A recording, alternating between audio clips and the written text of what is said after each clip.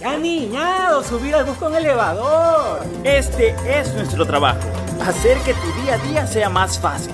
Por eso en ATM somos más que tránsito.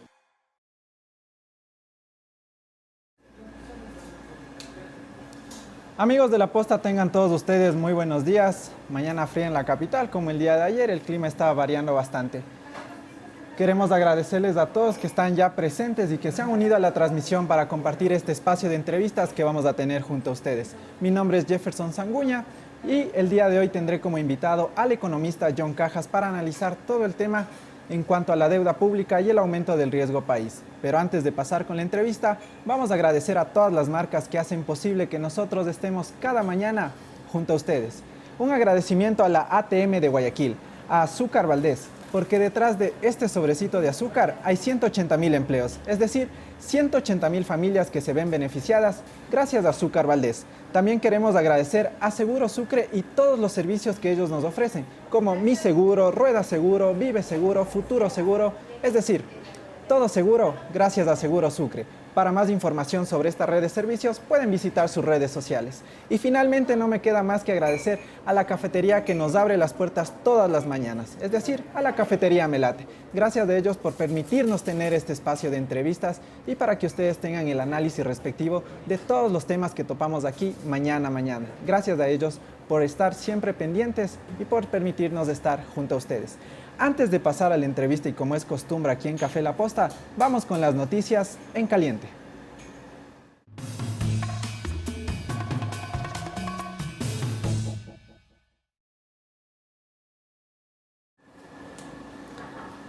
En caliente te contamos que el día de ayer la Policía Nacional da un golpe severo y sumamente fuerte a un grupo que está vinculado al Frente de Oliver Sinesterra. Sí, recordarán que el Frente Oliver Sinesterra está vinculado y se le ha dado la responsabilidad por el secuestro y asesinato de los periodistas de Diario El Comercio y los 2 ciudadanos también que fueron secuestrados.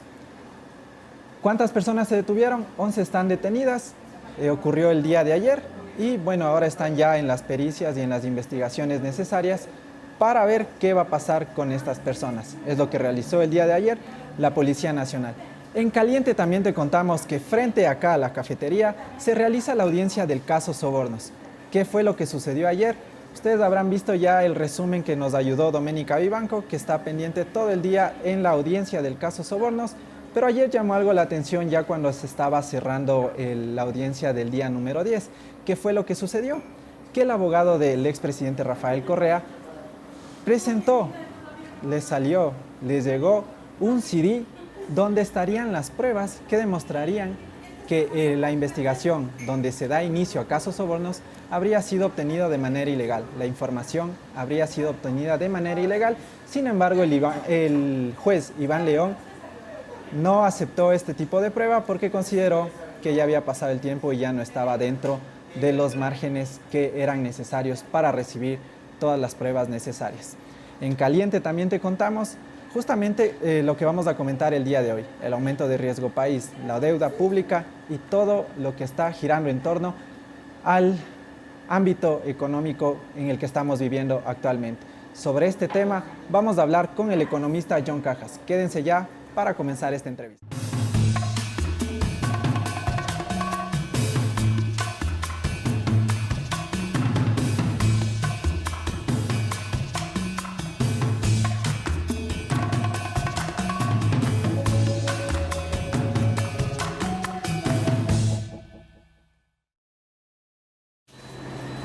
Gracias por continuar con nosotros esta mañana. Vamos a dar inicio y es un gusto para mí dar la bienvenida y presentar al analista económico y obviamente economista de profesión, John Cajas. John, gracias por estar aquí. Muy buenos días. Muchas gracias, un gusto.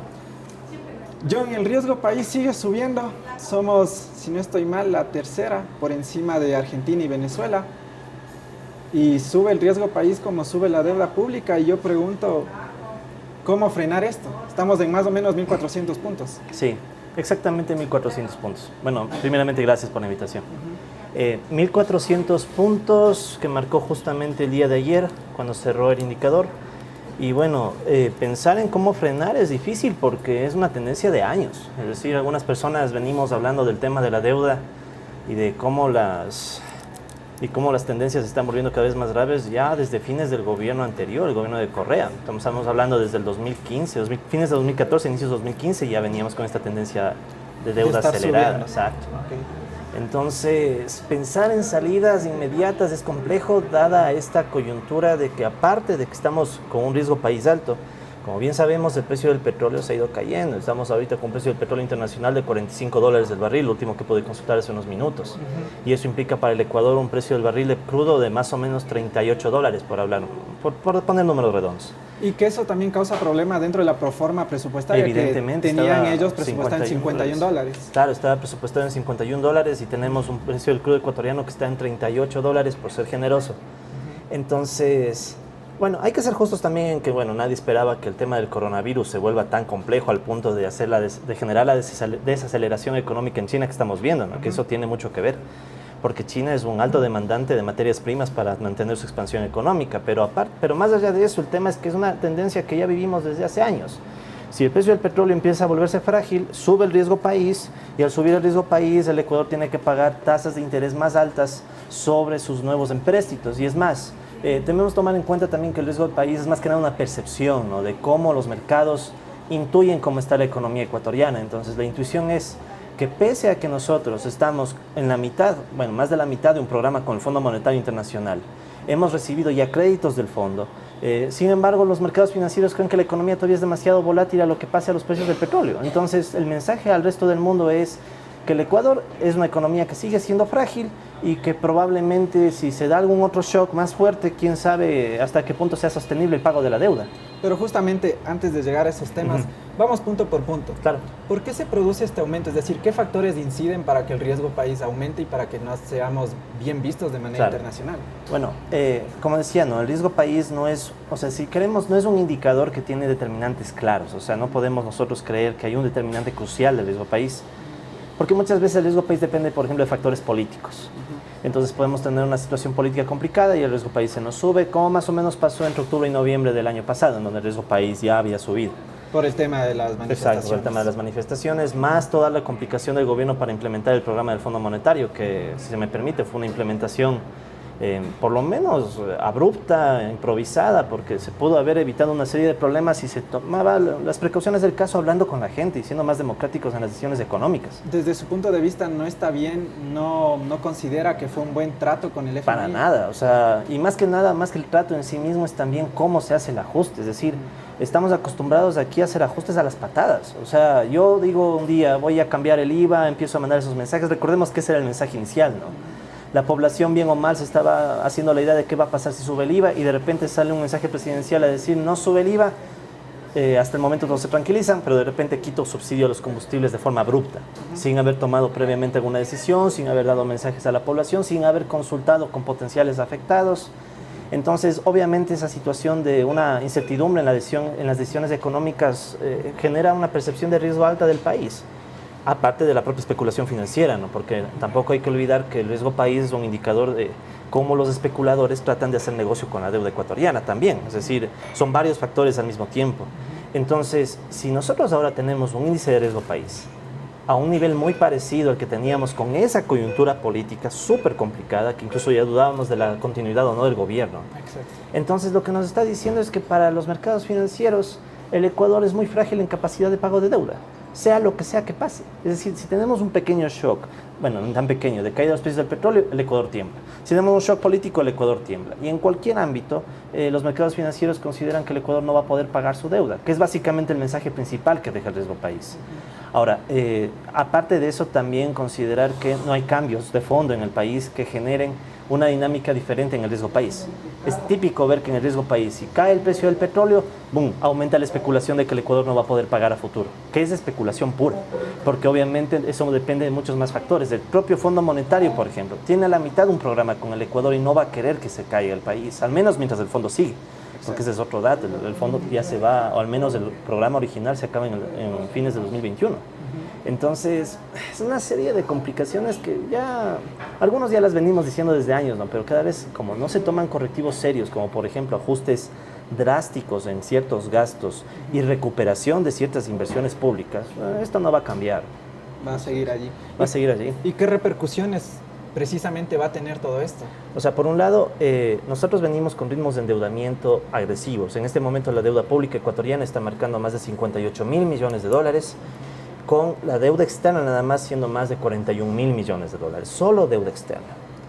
El ritmo de endeudamiento, si no me equivoco, según propias palabras del ministro de Economía, subió un 5% el stock de endeudamiento del año pasado versus el año actual, de enero a enero. 4.9. 4.9. Ajá. Entonces, ¿cuál es el punto? El Ecuador se viene endeudando, como repito, desde fines del gobierno de Correa y en todo el gobierno de Moreno. ¿Y qué está pasando con esa plata? O sea, esos recursos que están viniendo al Ecuador no han sido capaces de generar ni siquiera mejorías en los niveles de empleo. ¿Qué estamos viendo? Que los últimos datos del INEC de empleo adecuado están caídos en una tasa del 38,8%. ¿Qué significa? Tengo yo 100 trabajadores, 38, 39, digamos, consiguen un empleo adecuado, el resto o no consiguen empleo o están en un empleo inadecuado, o sea, básicamente menos de $400 al mes, que es el salario básico. Entonces, todos esos recursos que están viniendo no están generando actividad económica capaz de absorber y generar empleo adecuado para una cantidad de gente que se mantiene así ya desde años. Estamos hablando que esta tendencia se ve desde 2000, la del empleo adecuado caída desde el 2014. Entonces, ¿qué vemos? Empleo adecuado estancado. Y el Ecuador con más deuda, más deuda. Entonces la pregunta es, ¿de qué está sirviendo esa deuda si no es ni para generar crecimiento económico? Porque sabemos que la economía está estancada. Si vemos en términos per cápita, o sea, por habitante, la economía está estancada más de 5 años. Y aparte de eso, no se genera empleo. Entonces, ¿qué está haciendo la deuda? Entonces, esa es la pregunta de fondo, al menos para mí. Una pregunta estructural que ojalá no sea la respuesta que me imagino, de que tenemos problemas estructurales tan serios que incluso pueden involucrar un tema de liquidez. O sea, los dólares que están circulando en la economía están entrampándose en ciertos puntos y no logran llegar a todos los sectores que permitan generar empleo adecuado me refiero. Entonces la pregunta de fondo es, ¿hasta qué punto una economía frágil, abierta, pequeña, sin cambios estructurales y dolarizada puede soportar más y más deuda? O sea, yo creo que esa es la pregunta de fondo. ¿Nuestra economía es sostenible o...? Así como vamos, parecería que es sostenible con deuda. O sea, es más o menos... Vivir endeudado siempre. Vivir endeudado siempre, ¿no? Creo que el vaticinio ya lo hizo Rafael Correa cuando dijo, bueno, vivamos con la Mastercard, ¿no? O sea, es básicamente un país que quiere vivir con la tarjeta de crédito todo el tiempo. Entonces, ¿qué sucede? Que en el momento que se acaba la posibilidad de acceder a los mercados financieros, no van a llegar dólares que ni siquiera son para hacer crecer la economía, son para mantenerla estable. O sea, ni siquiera estable, estancada a ratos. Entonces la pregunta es, si no llegan los dólares, ¿qué va a pasar? Y doy un ejemplo muy dramático, que espero no lleguemos. Zimbabue. Zimbabue se dolariza en el año 2009, tratando de encontrar una alternativa a una crisis financiera que tuvo el país. Tuvo que salir de la dolarización en 2019 porque se le acabó, no tenía acceso a mercados financieros internacionales, o sea, deuda, y tuvo problemas de liquidez tan serios que la gente hacía colas en los cajeros bancarios tratando de conseguir dinero. Entonces, obviamente el Ecuador no ha llegado a ese punto y esperemos no llegue. ¿Pero por qué? Porque el Ecuador sí ha podido acceder a deuda. ¿Pero a cambio de qué? A cambio de que a largo plazo tengamos que estar pagando intereses cada vez más altos, tengamos fragilidades enormes ante shocks como el precio del petróleo y sobre todo, ¿cuál es la agenda de desarrollo o cuál es la agenda del país tenemos de aquí a 10, 20, 30 años? Pensemos que solo en el 2022 ya empezamos a pagar la deuda, los montos gruesos. Del 2022 al 2030, si no me equivoco, son casi 18 mil millones de dólares que tenemos que pagar solamente en los bonos que hemos pedido. Ajá, entonces, 4 bonos. ¿Cuál es el futuro de este país? O sea, este paso, seguir estancados, pagar deuda. Algunos sugieren conseguir más deuda para pagar la deuda inicial. Es decir, vivimos en un estancamiento con deuda y la gente sigue envejeciendo, sigue pasando el tiempo y la gente se va a frustrar más. Octubre creo que fue una muestra clara de eso. Tenemos una economía estancada, tenemos gente que está pagando consecuencias de una deuda que ni siquiera quiso adquirir, gente que ni sabe muy bien lo que está pasando. ¿Y ahora qué pasa? Que estamos viendo jóvenes sin conseguir empleo, vemos estancamiento económico de años, vemos gente frustrada y lo más grave para mí es que no estamos discutiendo otros temas también, como por ejemplo la sostenibilidad de la propia dolarización en el contexto de una economía que tal vez hasta sirve de apoyo para los carteles de la droga. O sea, es complejo, el tema se está complejizando cada vez más y no veo salidas a corto plazo. ¿Está en riesgo la dolarización, dice usted? Sí, pero bueno, tampoco hay que ser irresponsables, ¿no? O sea, no voy a salir a decir que la dolarización se va a caer el próximo año, como cierta gente ha hecho, porque es, al menos siendo muy sincero, ¿quién realmente sabe cómo funciona la dolarización en nuestro país? Es complicado porque muchas personas y los economistas tenemos esa mala tendencia de creer que con modelitos pequeños o ciertas analogías explicamos lo complejo. Y en realidad, al menos en el Ecuador, tenemos una complicación muy seria de que ni siquiera tenemos claridad de cuántos dólares hay en la economía. O sea, la metodología que usa, por ejemplo, el Banco Central para estimar la cantidad de dólares que hay en la economía es muy parecida a la que se utilizaba para medir la cantidad de sucres.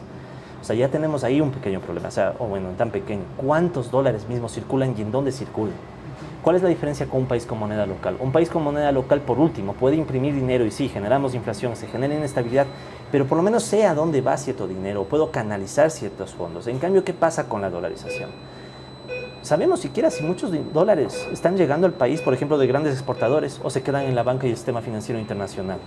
¿Sabemos cuánto está aportando el narcotráfico y los carteles de la droga en la liquidez de la economía?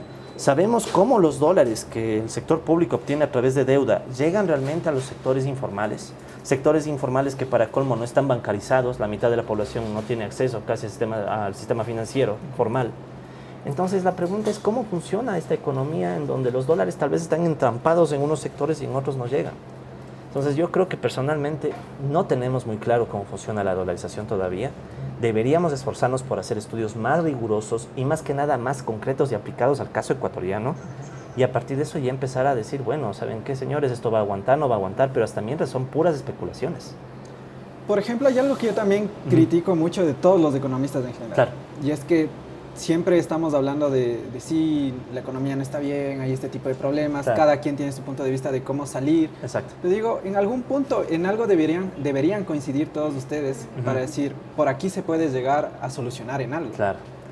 ¿Qué soluciones se podrían llegar por ahí? Claro, entonces voy a dos puntos, ¿no? Primero, la discrepancia entre economistas es un tema de por sí bastante interesante, que ya es un problema incluso de la profesión. Exacto. Es decir, hay ese mal chiste, bueno, es tan malo que si juntamos dos economistas tenemos tres opiniones, ¿no? ¿Y por qué es?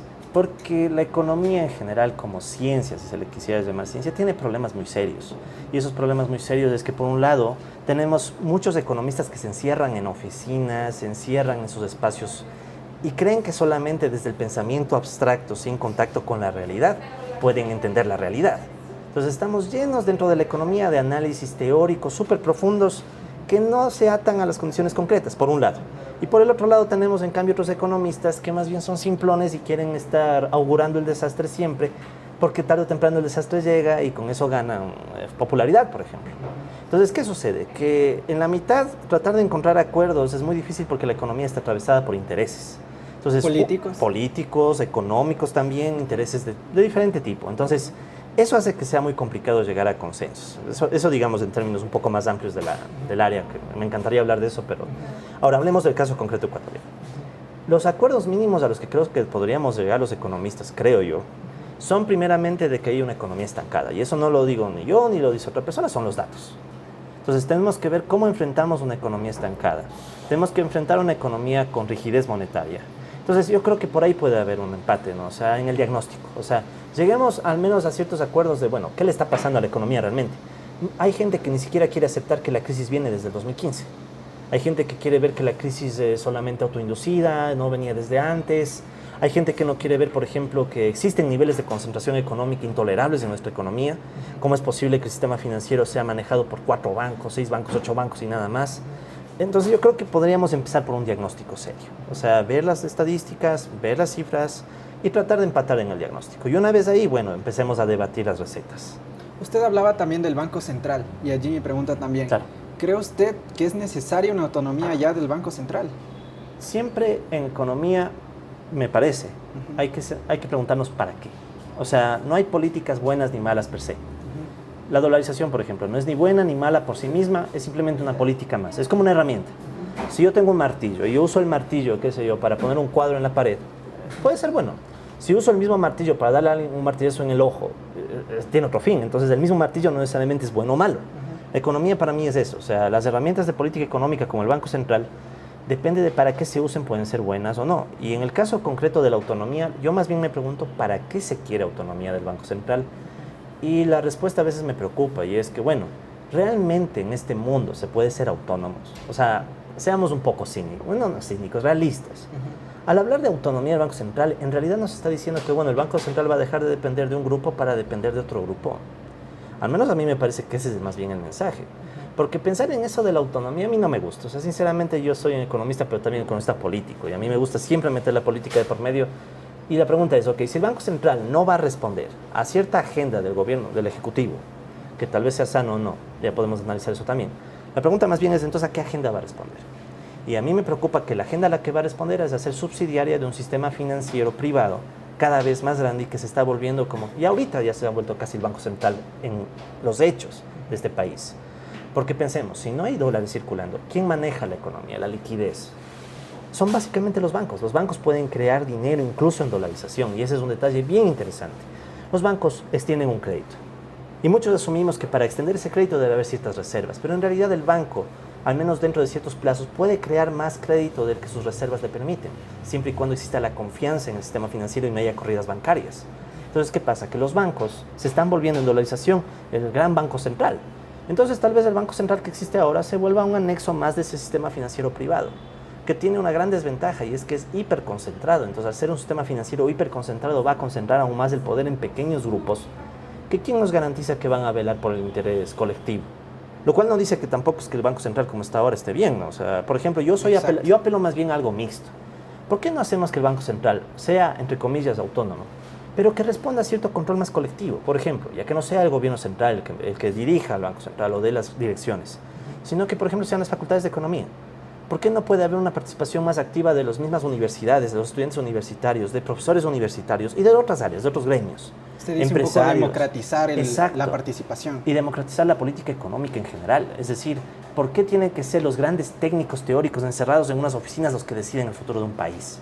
¿Por qué no más bien decir, bueno, ¿saben qué? Hay estas medidas, que cada representante de cada gremio empiece a dar su punto de opinión y consiga a sus economistas y empecemos a debatir y hacer esto más democrático? Por ejemplo, yo creería que la autonomía del Banco Central sería mucho más legítima, porque el Banco Central no estaría respondiendo a ciertos intereses, sea directos como el Ejecutivo, o sea ocultos como ciertos sectores financieros, sino que por lo menos sería un poco más, habría más sectores que están disputando la política y ya no se permitiría que pase cualquier cosa. Imaginemos lo mismo de octubre. ¿Qué tal si el gobierno hubiera tenido cierto espacio en donde decía, ¿saben qué? Me parece que voy a quitar los subsidios. Hubiera habido gremios que dijeran, ¿saben qué? No es una buena política, si es una buena, discutamos, focalicemos, pero habría el espacio. Y en ese espacio incluso podríamos poner estadísticas, información, ser más rigurosos. O sea, democratizar la economía y la política económica. A mí me parece que esa es una salida que daría muchos resultados y no esas ideas abstractas de volverlo autónomo per se, o sea, autónomo de quién o de qué. Más bien ser claros, poner reglas claras, es decir, tales gremios van a participar. ¿Algún gremio quiere participar? Bueno, justifique el porqué de su participación.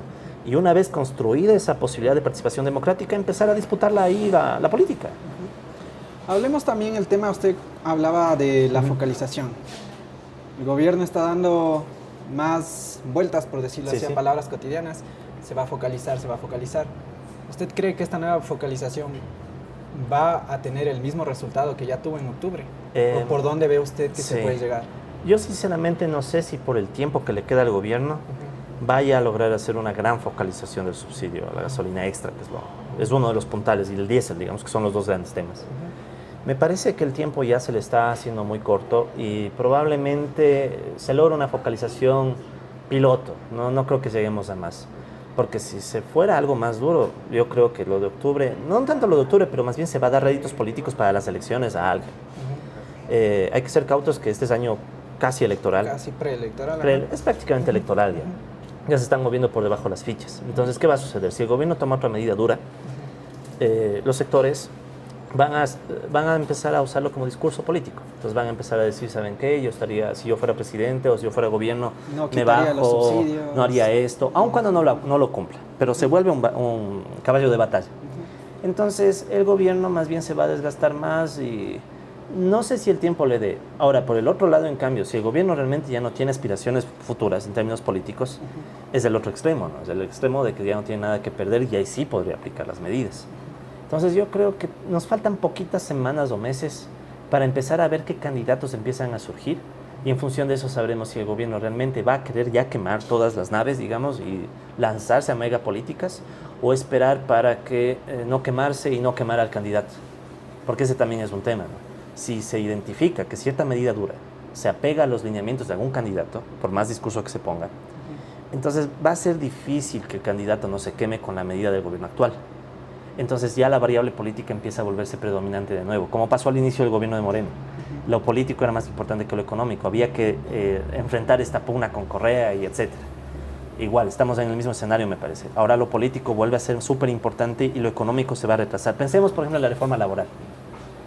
Sea que estemos a favor o no, se esperaba reforma laboral y no se dio. No se da todavía. Y probablemente ya no se dé. ¿Por qué? Por este mismo hecho. Ya la política empieza nuevamente a dominar y tal vez decisiones buenas o malas se van a ir retrasando hasta calcular quiénes mismos son los candidatos. Y eso es todavía más peligroso porque otro año más deuda, no cambiamos nada, No seguimos se igual. da. Volvamos un poco y recapitulemos del tema de deuda pública. Claro. Recordando también, subió en un 4.9% de 55 mil millones a 58 mil millones. Así es. Y Richard Martínez dice que parte de las soluciones y aduce a dos. Reducir las amortizaciones de deuda interna y reducir las amortizaciones de préstamos bilaterales específicos. ¿Estas soluciones van a servir en algo para tranquilizar esta deuda? El problema es, como decía, que podemos reducir amortizaciones. Ahorita amortizaciones de intereses nos están costando como 10 mil millones más o menos.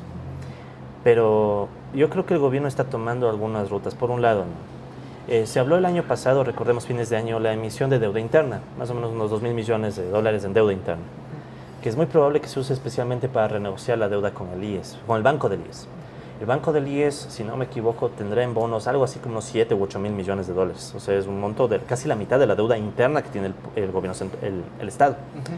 Entonces, se puede, claro, aplazar el pago de amortización renegociando bonos. O sea, le damos al IES, por ejemplo, al Banco del IES le damos nuevos bonos.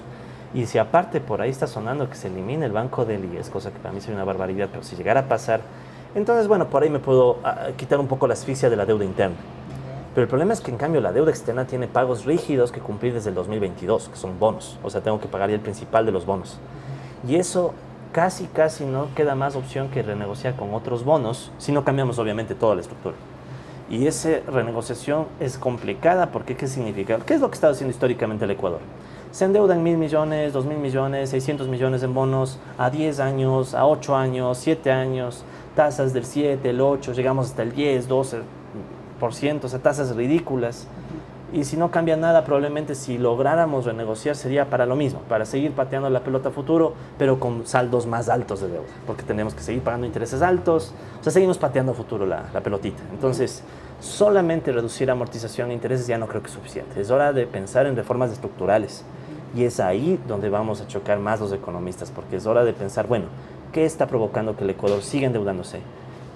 ¿Será que acaso tenemos que hacer algún cambio de fondo en el Estado? ¿Será que acaso tenemos que hacer un cambio de fondo en ciertas estructuras económicas, privadas, públicas, sistemas financieros? Pero ya, o sea, es hora de pensar incluso un poco duro. ¿Hasta qué punto el sistema monetario nos está causando problemas también? ¿No será que la dolarización es tan rígida que nos obliga a tener que adquirir deuda para que la economía no se caiga en picada? O sea, yo creo que ya estamos viviendo el largo plazo que muchos no querían vivir, porque ya es 2020, o sea, nos dolarizamos en el 2000. Correa ya salió en el 17, o sea, estamos hablando de que el tiempo ha pasado y tal vez ya es hora de enfrentar las grandes preguntas. ¿Usted cree que es necesario un cambio en las condiciones de la emisión de bonos internacionales? Porque el ministro ha dicho que no va a ser un cambio de estas condiciones. Sí, ¿Cree que es necesario esto? O sea, sería bueno que el Ecuador... Bueno, pensemos en un mundo ideal primero. En un mundo ideal sería bueno que el Ecuador diga, bueno... No hay deuda. No sería tan descabellado pensar en el default. Más que nada, el siguiente presidente sería de pensar hasta qué punto no decide hacer un default para renegociar, presionar a la renegociación de la deuda. Si se vuelve insostenible, no le quedarían muchas opciones. ¿Ya? Pero para mí más bien sería, sin caer en el default, decir, bueno, o sea, el Ecuador tiene estos problemas. Vamos a tomarnos la cosa con seriedad y vamos a hacer, digamos, se me ocurre, 1 mes, 2 meses. Llamemos a los mejores economistas, a todo lo que sepamos que les puede dar ideas. Hagamos unas jornadas, no sé, debates, pero sentémonos ya, sentémonos. Izquierda, derecha, todos nos podemos caer mal, pero sentémonos y definamos de una vez qué está pasando. Y una vez que tengamos claro el rumbo de qué está pasando, o al menos tengamos ideas, empezar a decir, bueno, ¿saben qué? es necesario renegociar. Conversemos con los mayores tenedores de bonos, empecemos a tratar de ver cómo podemos renegociar bonos, tener deudas más largas con menos tasa de interés. O sea, es la salida más rápida que se me ocurre. Y con una justificación de que va a ser el Ecuador el que va a poder coordinarse y no necesita del Fondo Monetario ni de otros sectores. Solo eso ya es difícil, pero me parecería que en un mundo, entre comillas, ideal, sería como una primera salida rápida. O sea, renegociar la deuda, tratar de adquirir nuevos bonos con tasas de interés mucho más bajas y plazos más largos, dando a los mercados internacionales la confianza de que, bueno, podemos organizarnos nosotros mismos. No necesitamos que venga el fondo. El problema es que ni eso podemos. Y no podemos porque nuestro país se compone históricamente de pocas familias que gobiernan y lo manejan casi todo. Y estas familias siempre están disputándose el poder. Aún se mantienen, dice. Y aún se mantienen. Claro, cambiarán algunos apellidos nuevos, surgen, otros caen. Pero, por ejemplo, ¿qué significó el gobierno de Correa? El mismo gobierno de Correa. Hiperconcentración para un montón de sectores, importadores, por ejemplo. Podemos mencionar algunos casos de importadores que se volvieron súper poderosos en la época de Correa. Entonces, no podemos decir que estos grupos quieran sentarse en una negociación colectiva, cuando sabemos que estos grupos por sí defienden su parcela. Entonces, ya solamente llegar a consensos para saber qué está pasando es complicado. Porque muchos van a decir, no, o sea, la economía se va a ajustar sola, abrámonos a los mercados, liberalicemos todo eso, por ejemplo. ¿Cómo sabemos si nos va a ayudar o no? O sea, muchos economistas hablan simple y llanamente por hablar, por ganar fama, por quedar bien frente a las cámaras, sea de un grupo o de otro. En realidad no sabemos. Firmamos un TLC con la Unión Europea en 2016, fines de 2016, noviembre, con las manos de Jorge Glass para Colombia. ¿Ha cambiado algo? ¿Hemos visto grandes cambios aparte de ciertos vehículos europeos que andan por aquí? No. Se habla de firmar un TLC con Estados Unidos. ¿Qué cambios esperamos? ¿Qué sectores esperamos? O sea, voy a apelar aquí a algo que me parece interesante, y es decir, de nuevo la variable política. Recordamos que hubo todo este problema de octubre, ¿no? Y se dio la participación de la CONAIE, y después se habló del plan económico que la CONAIE junto con el Parlamento de los Pueblos presentó. Recordemos todo eso, ¿no? Si bien es cierto, ese documento tiene problemas, pero no voy a mentir, yo estuve involucrado un poco en eso. No quiero dar detalles porque no me interesa ganar notoriedad por eso, pero recomendaría que se lea el último punto, que creo que muy poca gente lee de ese plan.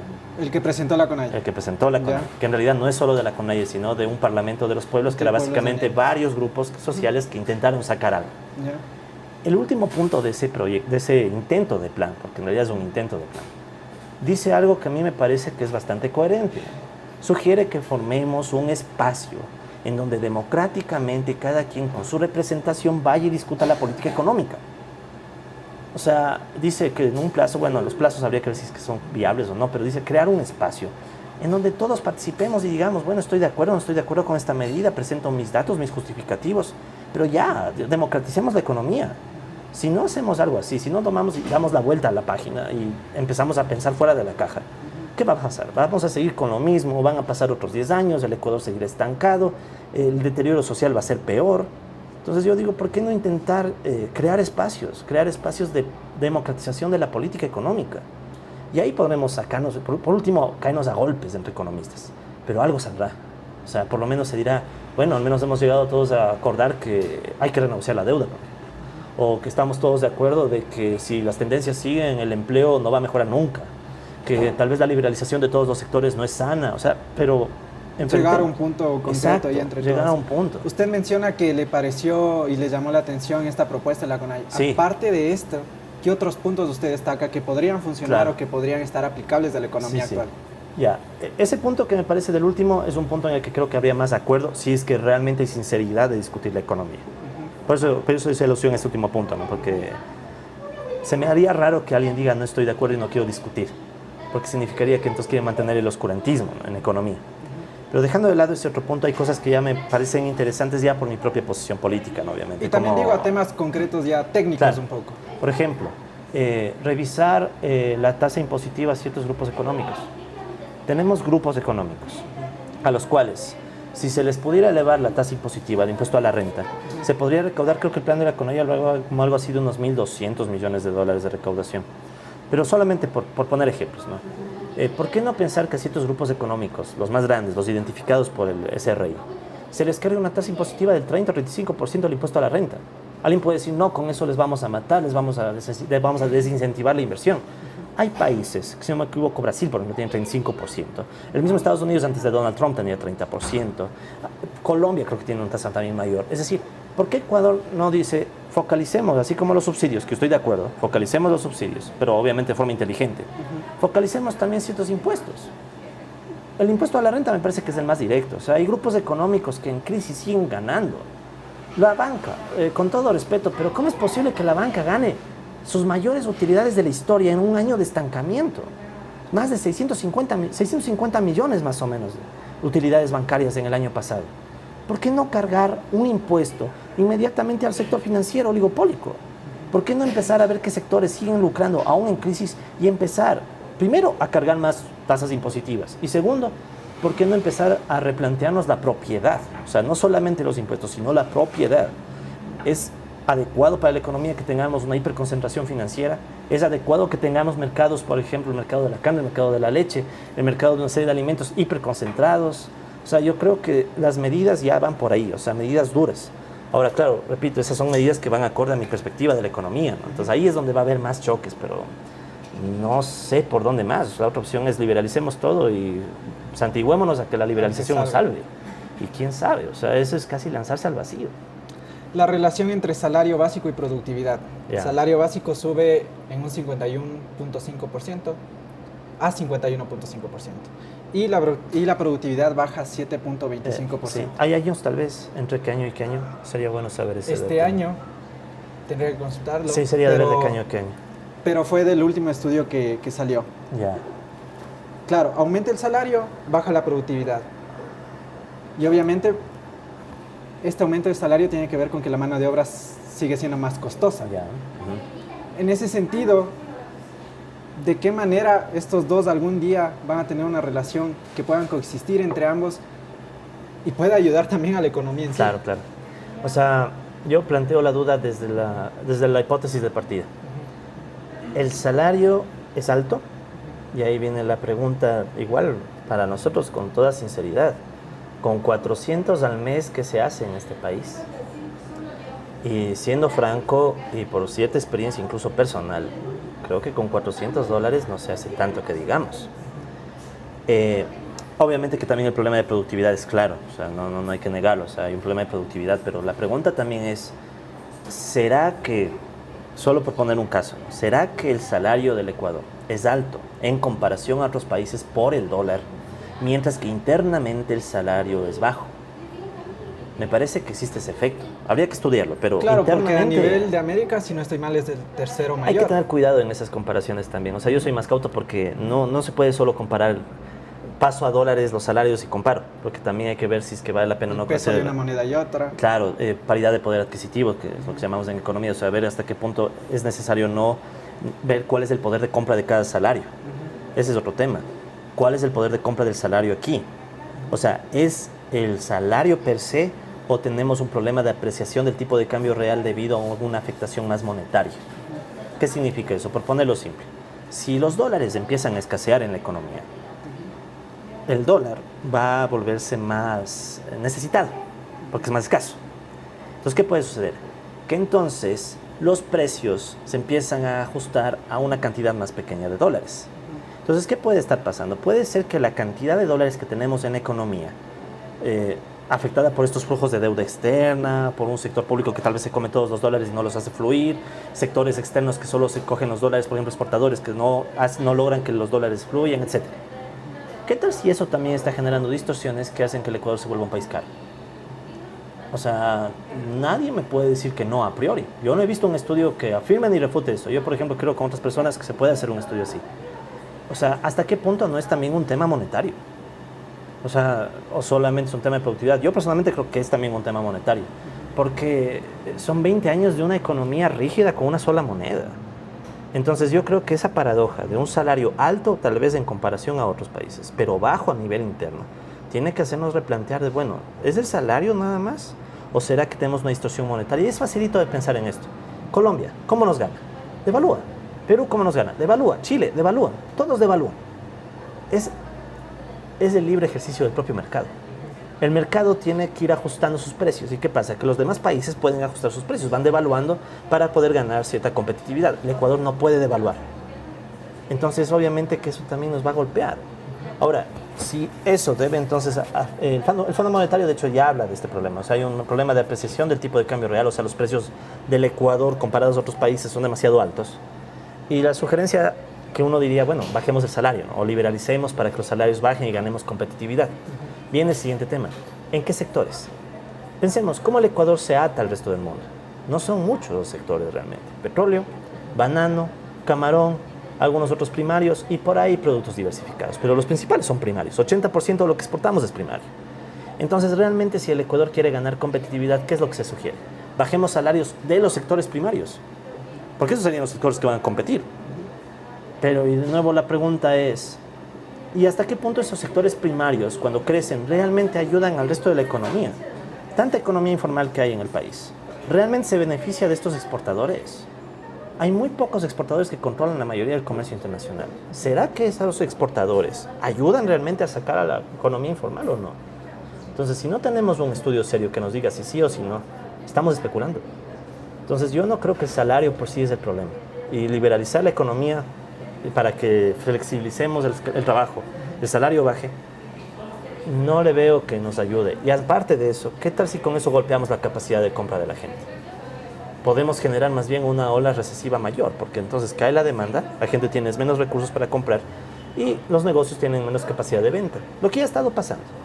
Entonces yo creo que hay que ser cautos. O sea, de nuevo, en economía me parece, no hay recetas.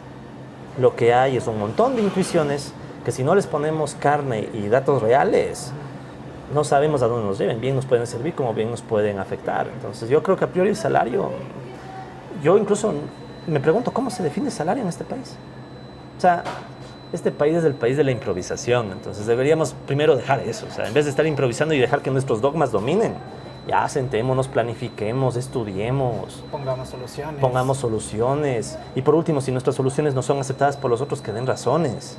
Pero sentémonos, tengamos un espacio, no tengamos miedo a lo que nos diga y la crítica que nos haga el otro. Ese es un problema de nuestro país durísimo, o sea, y entre economistas es típico, o sea, cada uno quiere tener la razón, pero nadie quiere debatir. Debatamos, discutamos. Yo siempre que me han llevado a un debate con gusto he ido porque me parece que es lo más sano, poder intercambiar ideas para empezar a encontrar puntos en común. Porque mientras nosotros nos pasamos peleando, la economía se sigue jodiendo. Y va a seguirse jodiendo, y si no cambiamos algo ya va a joderse más. Pero no todos tampoco, o sea, la mayoría. Finalmente, ¿nos ahogamos o nos salvamos de la economía aquí? Este año hemos de salir. Y tal vez unos 2, 3, hemos de salir. Hierba mala nunca muere, dicen. Entonces el Ecuador probablemente por eso no va a ahogarse. No muere todavía. Pero, ¿qué esperamos? ¿A que se muera para empezar a hacer algo? Es decir, estas tendencias ya vienen de años. Yo en lo personal ya vengo escribiendo un libro que escribí con un amigo, con Alberto Acosta, escribimos un libro que se llama Una década desperdiciada. Ya cerrando la década de Correa, y encontramos un montón de tendencias que creíamos que se iban a acabar con Correa, dijimos tal vez todo cambie, no cambió nada. ¿Usted cree que se mantuvo el mismo modelo? Es que, ¿qué es el modelo? O sea, esa es, por ejemplo, una de mis preguntas a la economía. ¿Qué es modelo? ¿Qué es realmente la palabra modelo? ¿No será que este país más bien son parches? A mí me parece que sí, hay intuiciones del modelo, pero en realidad solo son parches. O sea, lo de octubre fue un parche. Lo de ahorita son parches, la deuda es parche, Correa usó parches para cerrar su gobierno y Moreno ha usado todo el tiempo parches, deuda. Entonces yo realmente diría, ¿qué modelo? Y después decir liberalicemos todo, ¿es un modelo o es simplemente lavarse las manos y decir, bueno, arréglense ustedes?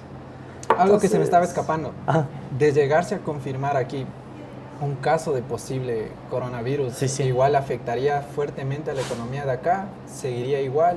Yo a veces pienso que nuestra sociedad ya tiene el coronavirus, ¿no? Porque somos o sea, nuestra economía está ya medio mal. Pero si hay una afectación que ojalá no pase, yo creo que sí sería drástico, porque en donde más va a golpear es en los sectores informales. Pensemos, ¿no? Se extiende el coronavirus en áreas rurales, se extiende el coronavirus en sectores de la Amazonía que no están, o de la costa, o de la misma Sierra Central, que no tienen buenos servicios médicos. Que se afecte, por ejemplo, Sierra Central, que se afecte la producción de alimentos, que se afecte a estos sectores que sostienen a la ciudad, porque las ciudades no son sostenibles por sí mismas. Eso solamente ya puede generar una vulnerabilidad grave en términos económicos. Entonces yo creo que sí, o sea, yo creo que una pandemia como el coronavirus nos puede golpear durísimo. Al bolsillo de todos. Al bolsillo y a las vidas, ¿no? Obviamente las vidas son más importantes que el bolsillo, ¿no? Entonces, pero de todas maneras sería un shock terrible que esperemos no pase, pero yo creo que sí sería fuerte. Si a China mismo le desacelera, no se diga a nosotros. Y bueno, para justamente empatar lo del coronavirus con lo que tenemos ahora, ¿no? O sea, si no es el coronavirus va a ser la deuda, pero algo nos va a pasar si es que no tomamos medidas en algún momento. Y eso implica aceptar nuestros problemas, sentarnos a debatir, pelearnos unos con otros, llegar a conclusiones y tal vez empezar a aceptar que es hora de atacar los temas de fondo, como quiénes son los propietarios de las grandes propiedades de este país, quiénes son los que deberían manejar realmente las finanzas de este país y, lo más importante, quién debe decidir el rumbo de la política económica. Unos cuantos iluminados, PhDs, etcétera, o de forma conjunta todos. Y cuando nos demos cuenta que no pueden ser todos, entonces cuál grupo, cuál clase social o sector debe ser el que tome la posta. Pero me parece que si no hacemos esa discusión ya nos vamos a la deriva. Nos vamos a ahogar.